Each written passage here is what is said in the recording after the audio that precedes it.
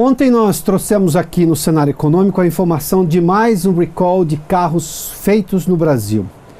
O de ontem especificamente foi a Jeep, uma das empresas do grupo Fiat Chrysler, que fez um chamado aos proprietários do modelo Renegade, um modelo novo de sucesso, relativamente novo, né, de sucesso da montadora, sucesso de vendas inclusive, né, alegando que o carro tem problemas relacionados ao freio de estacionamento e por isso a necessidade de uma substituição de peças.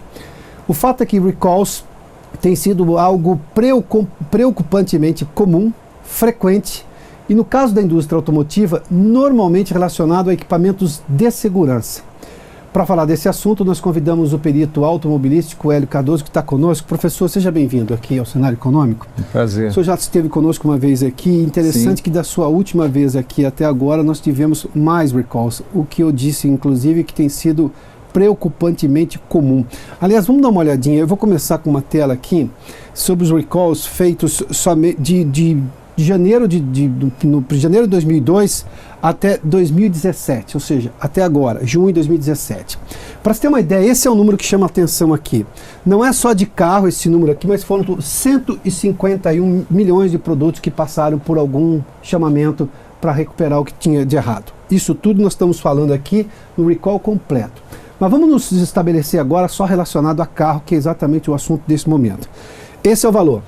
14 milhões de veículos passaram por algum chamamento para fazer um conserto e nós estamos falando aqui de equipamento de segurança do veículo. Ou seja, houve erro no projeto? Talvez. Houve erro na montagem, na linha de montagem? Provavelmente. Houve um erro de controle de qualidade para saber se o carro podia ou não ser liberado da fábrica?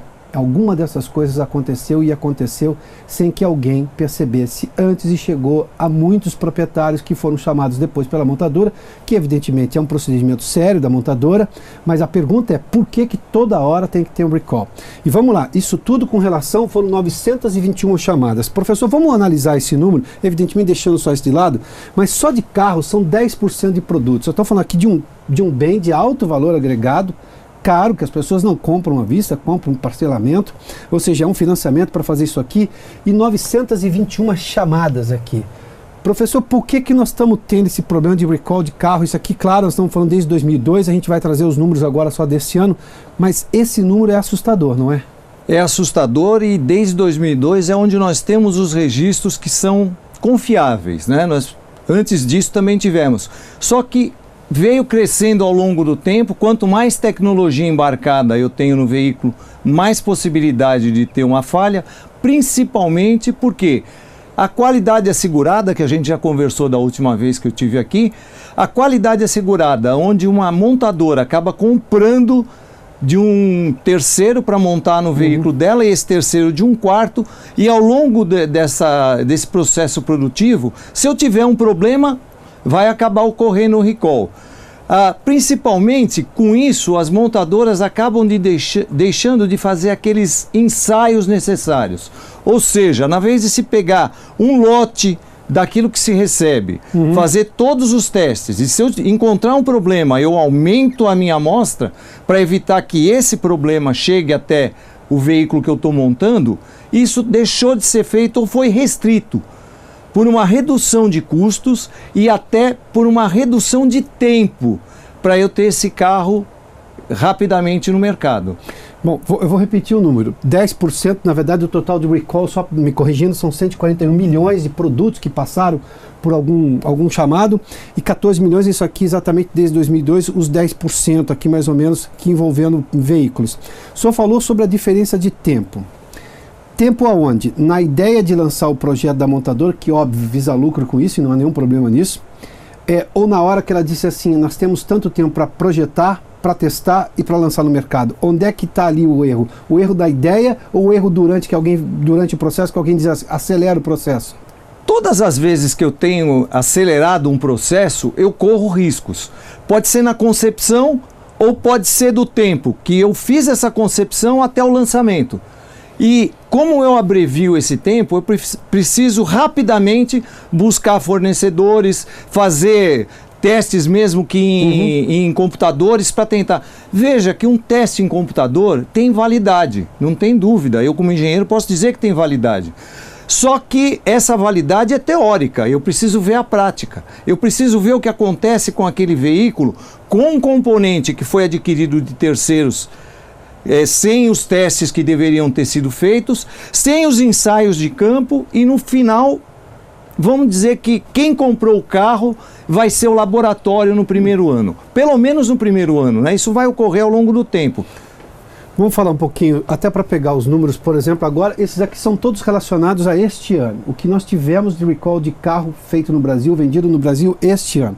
O último foi o da Jeep, exatamente ontem, dia 22, nós falamos desse assunto aqui, 88.957 veículos. Esse é o montante ali do chassi, ou seja, dos modelos que a montadora chamou para fazer uma correção.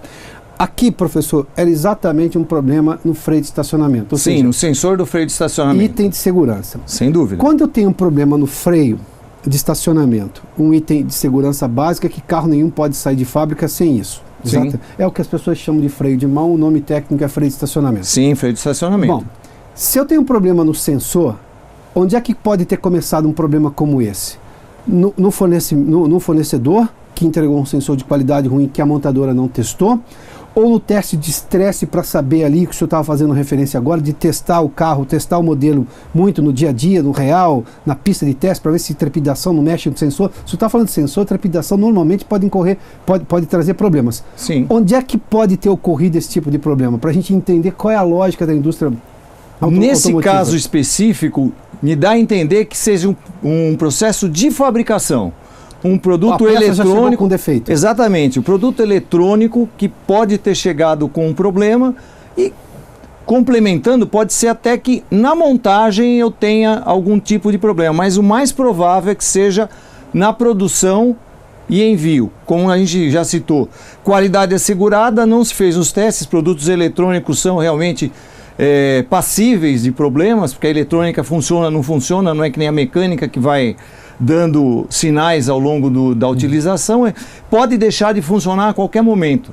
Então, o grande problema está nisso. Ele pode estar funcionando naquele momento, mas por ser um sensor eletrônico, imediatamente, a partir de algum ponto, ele pode parar de funcionar. E a pessoa estava confiando que até ontem o meu freio de estacionamento estava perfeito.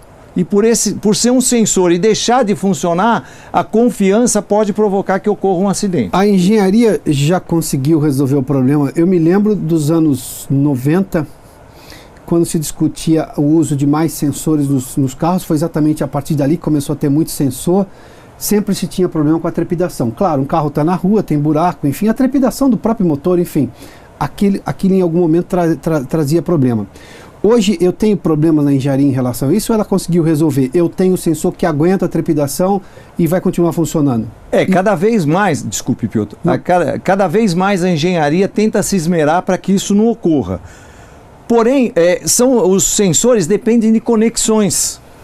E essas conexões podem oxidar, podem com a vibração acabar soltando, eu não ter mais o contato total, e aí começa a apresentar um problema que pode ser intermitente.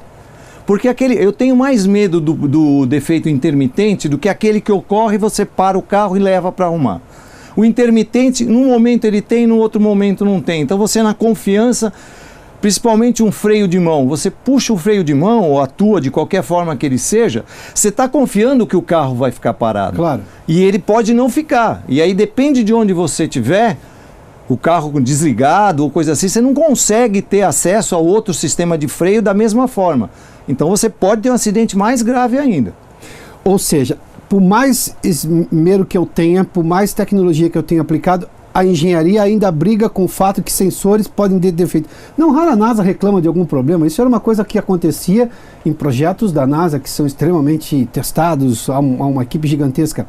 Sensor é um detalhe, é um detalhe a mais na engenharia, é isso? Sem dúvida, os sensores e os chicotes elétricos e eletrônicos deixam mais suscetível à falha. Eu tenho que ter um cuidado maior, por isso volto a falar que os ensaios eram necessários, o de vida acelerada, para ver se realmente com o tempo você tenha algum tipo de não conexão, né? Os airbags também passam por esse problema, as conexões dos airbags. Aliás, por falar em airbag, nós temos esse dado aqui, exatamente. Olha, aqui a Toyota tem números imensos. E aqui não é só um caso brasileiro. A Toyota fez um recall internacional para corrigir problemas do airbag que era da marca japonesa Takata. Que na verdade estava nos modelos da Toyota, mas estava em vários das outras montadoras também. Esses números são gigantescos aqui, do Etios, da Hilux, e o SW4, que é a versão Jeep da Hilux, e o Corolla. Esses números aqui são gigantescos aqui. E aqui tinha um problema no fornecimento da peça. Sim, fornecimento da Takata. Não era um problema de montagem, não era um problema de montagem, ou seja, aí foi uma confiança exagerada da montadora no fornecedor. Esse caso em especial, se eu tivesse esses testes de vida acelerada, eu ia perceber porque é um problema no gás utilizado. O gás utilizado nesse sistema de airbag acaba provocando uma oxidação e a liberação de partículas metálicas. Mas, professor, isso me deixa preocupado porque o caso da Takata aconteceu com várias montadoras, ou seja, todas as montadoras cometeram o mesmo erro de não fazer esse teste de estresse gigantesco que traria a possibilidade de verificar o erro antes do modelo ser lançado. Sim, é a confiança... Foi generalizado isso daí. Generalizado. Se não tiver... O que nós verificamos é que algumas montadoras não tinham 100% Takata. Eles tinham Takata e outros fabricantes de airbag. Por isso sofreram muito. As montadoras japonesas sofreram mais porque quase que 100% eram Takata. Era confiança total na fabricante do sistema de airbag. Quando eu falo de um item de segurança, normalmente, claro, eu posso imaginar que a lataria tem que ter determinada qualidade para não ter corrosão, para aquilo durar. Evidentemente que isso é importante, mas nada é mais importante do que um item de segurança funcionar na hora que você precisa dele. Dedica-se menos tempo do que deveria se dedicar na hora de projeto e teste para equipamento de segurança? Não acredito nisso. Eu acho que eles se dedicam até mais tempo do que os outros pontos. Porém, continuo afirmando que essa aceleração também reduz aquilo que eu tenho que olhar com mais cuidado. Né? Não é que eu olhe menos. No geral, o tempo foi dividido por tudo. Né? Então, para esse sistema de segurança, continua sendo mais, mas no total o tempo é pouco. Eu preciso, com agilidade, estar lançando um veículo. Por enquanto, você pode ver, hoje, a onda de SUV. Então, isso, todos os... Que é o caso do SW, desse modelo aqui. E da Jeep Renegade também, que é o caso. Também. Então, hoje o mercado quer SUV. O mercado busca o SUV, o veículo esportivo. Né? Então, todas as montadoras, num espaço de um ano, estão lançando derivados de outro veículo, o SUV. Mesmo que ela não tivesse isso em série. Mesmo que não tivesse. Ela vai buscar uma alternativa dentro do hall de fabricante. Consumidor. Ele vai buscar um carro que já é fabricado, transforma, põe uma roupa nova de SUV, na realidade não é um SUV, mas põe uma roupa de SUV com rapidez para chegar no mercado e atender enquanto ele está absorvendo o SUV. Porque isso deve ser cíclico como foi até agora. O sedã teve sua vida, o station wagon teve sua vida, os monovolumes e agora SUV. Até o momento que se caia na realidade que não se encaixa para todo mundo o SUV. Hoje é mais um sinal de status. Não é exatamente... E aqui, bom, só para complementar, o caso da Fiat também foram 17 mil veículos até... no dia 30/3, que foi exatamente o recall da Fiat. Vamos seguir, que a gente tem outras marcas aqui, isso tudo relacionado, são números do Procon, são relacionados a problemas de segurança em modelos de carros vendidos e fabricados aqui no Brasil. Agora da Renault, teve o Sandero, o Logan, o Duster e o Oroch, bom, quase todos os carros da Renault, que faltou pouca coisa aqui, né? Nós estamos falando de 24 mil veículos. E aí tem uma explicação bem lógica, né? Porque na realidade todos esses 4 carros são fabricados em cima da mesma estrutura, que é a do Logan. É a mesma plataforma, então compartilham não só a plataforma, mas os defeitos, os problemas também. E a Peugeot também, só para concluir essa história, até a gente chegar a outros 34 mil veículos, que pegando os números gerais, só para repetir, são exatamente 14 milhões de 155 mil desde 2002 para cá que nós tivemos problemas, 14 milhões de veículos que tiveram problemas, das várias marcas que tiveram problemas com itens de segurança. Professor, uma última pergunta rapidinho. Claro. Está faltando tempo e dedicação na hora do projeto e do teste, é isso para a gente tentar mudar esse quadro?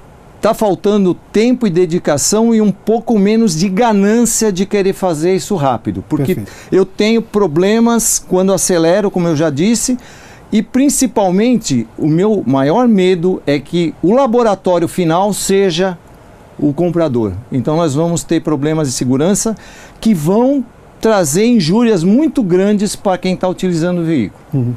Professor, obrigado mais uma vez pela gentileza. Eu que agradeço.